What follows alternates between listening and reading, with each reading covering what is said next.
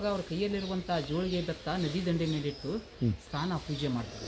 ಸ್ನಾನ ಪೂಜೆ ಮಾಡುವಾಗ ಅವರ ಕೈಯಲ್ಲಿರುವಂಥ ಬೆತ್ತ ಉತ್ತರಕಾಶಿ ಗಂಗಾ ನದಿಯಲ್ಲಿ ಕಳೆದಿದೆ. ಉತ್ತರಕಾಶಿ ಗಂಗಾ ನದಿಯಲ್ಲಿ ಕಳೆದ ಹೋದ ತಕ್ಷಣ ಆಗ ಏನು ಮಾಡ್ತಾರೆ, ಋಷಿಮುನಿಗಳು ಲೋಕ ಕಲ್ಯಾಣಕ್ಕಂತ ಹೋಗ್ತಾರೆ. ಲೋಕ ಕಲ್ಯಾಣಕ್ಕಂತ ಹೋದಾಗ ಅವರು ಈ ಕ್ಷೇತ್ರಕ್ಕೆ ಬಂದಿದ್ದಾರೆ. ಈ ಕ್ಷೇತ್ರಕ್ಕೆ ಬಂದಾಗ ಆ ಬೆತ್ತ ಉತ್ತರಕಾಶಿಯಲ್ಲಿ ಕಳೆದ ಬೆತ್ತ ಈ ಕಲ್ಯಾಣಿಯಲ್ಲಿ ತೇಲಾಡ್ತು.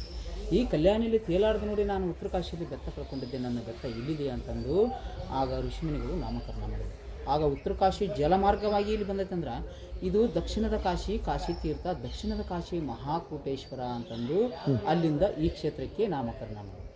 ಔದಂಬರ ವೃಕ್ಷದ ಕೆಳಗೆ ವಿಘ್ನೇಶ್ವರ ತೊಟ್ಲ. ವಿಘ್ನೇಶ್ವರ ಅಂದರೆ ಬ್ರಹ್ಮ, ವಿಷ್ಣು, ಮಹೇಶ್ವರ ಇವರು ತಪಸ್ಸಿ ಕುಂತ ಸ್ಥಳ.